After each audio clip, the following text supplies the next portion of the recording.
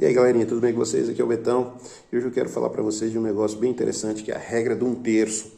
1/3, Betão, a gente vai começar a rezar aqui? Não, cara, relaxa, não tem nada de terço não. Aguenta aí que eu já conto já.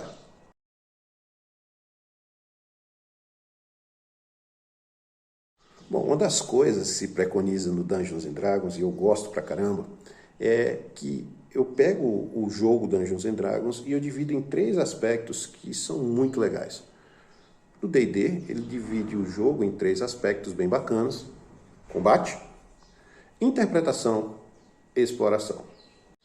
Tudo bem, Betão, eu também li a introdução do livro, eu já joguei Dungeons and Dragons, isso acontece no Tormenta, isso acontece no Pathfinder, isso acontece em outros jogos de fantasia medieval, mas como é que eu vou usar isso nas minhas dungeons? Como é que eu vou usar isso para montar melhor as minhas aventuras? Olha, amiguinho, do jeito que está aí é muito fácil, você pega e soma um texto do D&D com o tema e com o motivo. O tema, ele é muito simples de você entender. O tema é aquilo que é a sua dungeon, é aquilo que é a sua aventura. Por exemplo, uma mansão abandonada. Um antigo posto militar perdido em lugar nenhum. Um laboratório de um mago no fundo de uma caverna. Tudo isso são temas.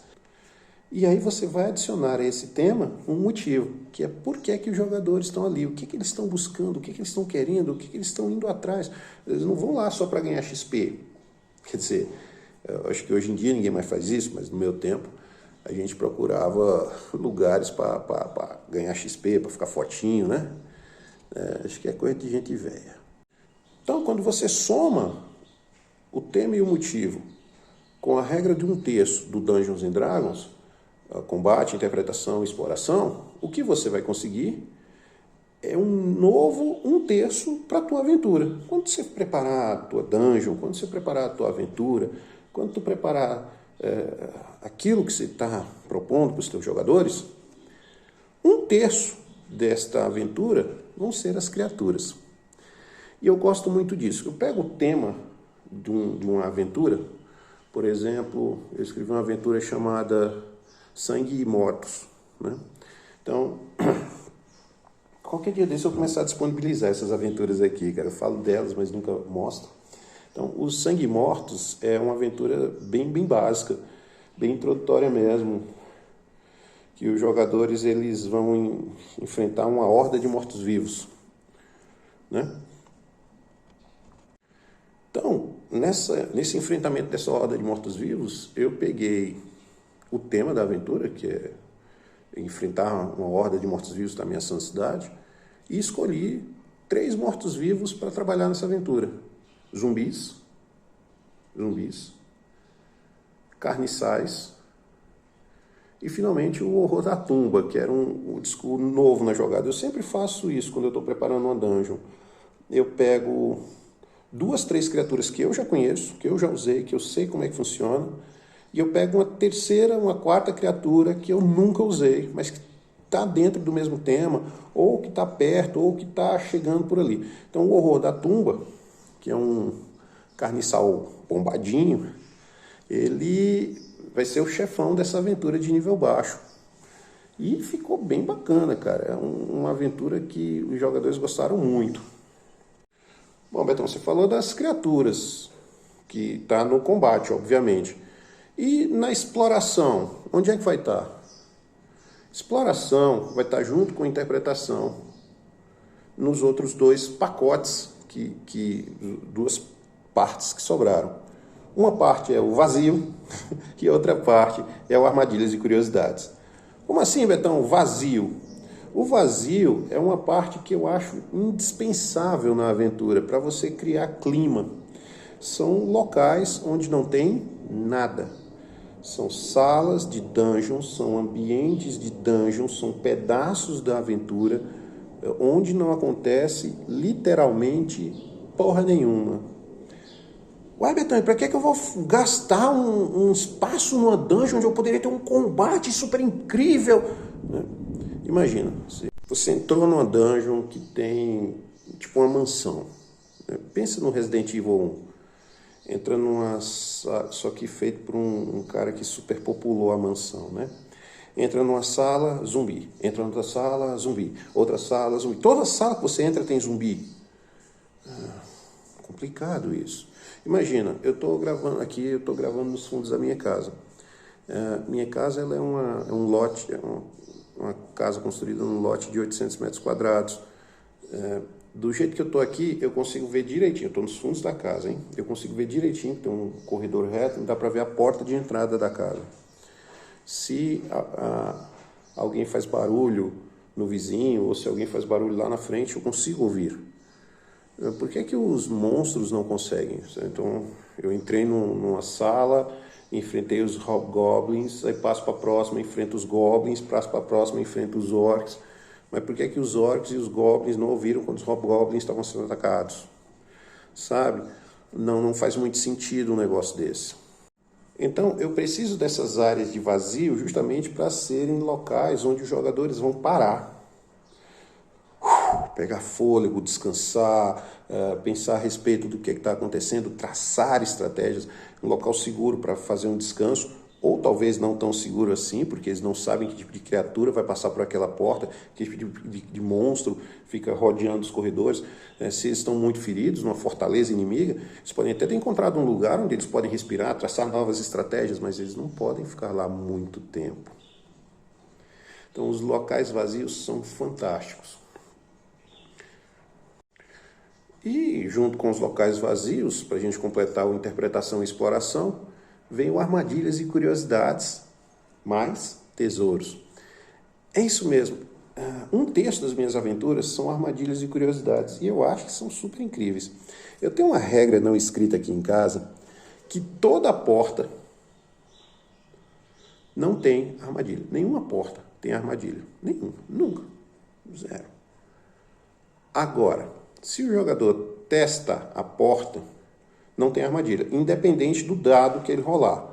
Ele rolou um 1. Aí eu olho para a cara desse jeito, você não percebeu nada. E ele vai abrir a porta no maior cagão e realmente nunca tem armadilha. Agora, se ele não testa para ver se tem, automaticamente tem armadilha e automaticamente pega o cara. Não importa quem seja, não importa a habilidade que ele tenha, a armadilha vai pegar ele. E vai ser ou alguma coisa que causa um dano ferrado, ou vai ser alguma coisa que vai deixar ele com problemas. Eu tinha um jogador que gostava de jogar com Goblin, e ele era ladino. E aí ele testava todas as portas, extremamente paranoico. Depois de umas 10 portas que ele testou que não tinha armadilha, tinha passado no teste, não tinha armadilha, ele simplesmente meteu o pé na porta, caiu um borrifo de tinta mágica nele, ele ficou laranja. Ele foi o único Goblin que amadureceu. Que piada horrível. Então, um terço das minhas aventuras vão ser armadilhas, e elas não precisam ser armadilhas que alguém colocou lá, podem ser coisas naturais. Por exemplo, você está rodando por uma dungeon e o piso dela cedeu. Se não tomar cuidado, você pisa e cai. Mas não só de armadilhas vive o homem, eu também coloco curiosidades.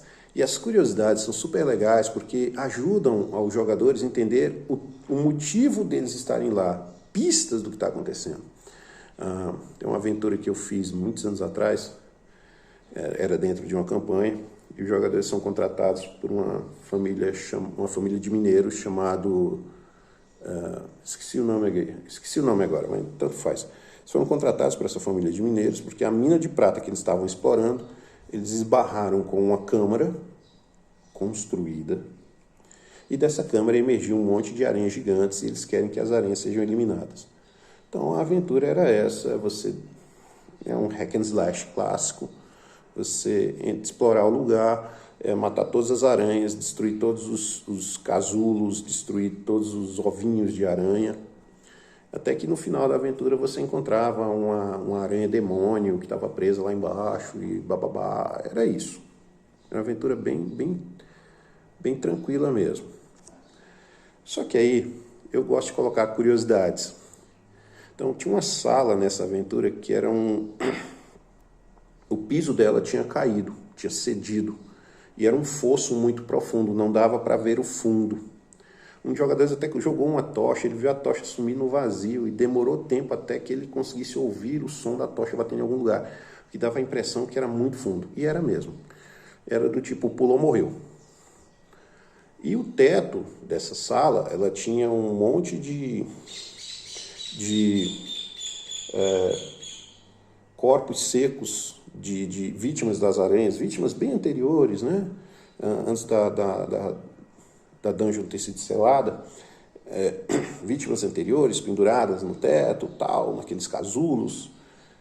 E dava para ver num deles, bem no meio da sala, pendurado precariamente, uma belíssima espada, que apesar de todos esses anos no subterrâneo, não ficou empoeirada, não perdeu o brilho e parecia nova. Era uma espada mágica.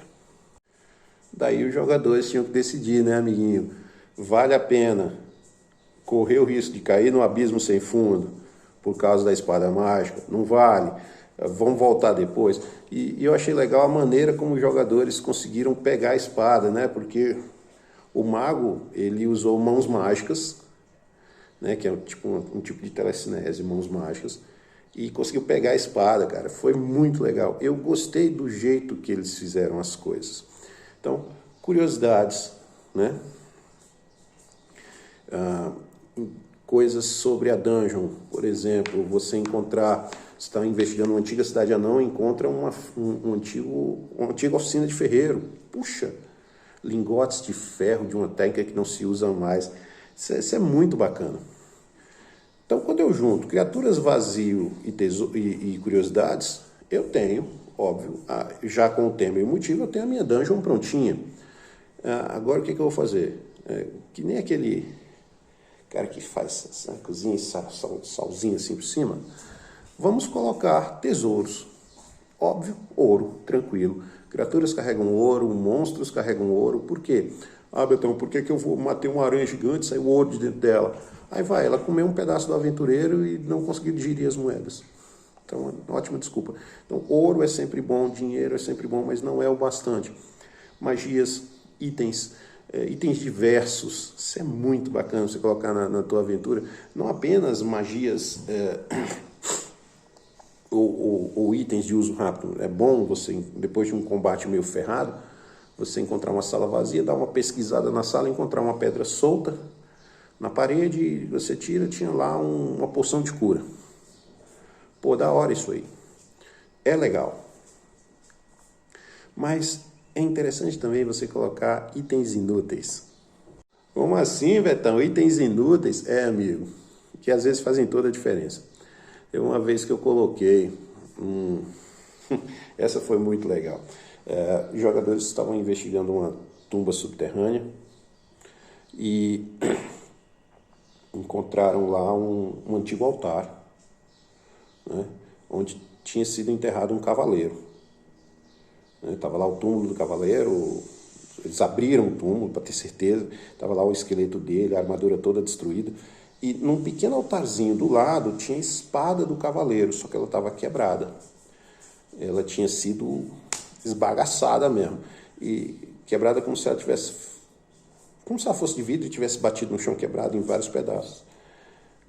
A espada não era mágica, a espada não tinha nada especial, mas os jogadores achavam que aquela espada ali era mágica, que eles poderiam restaurar, que tinha alguma coisa.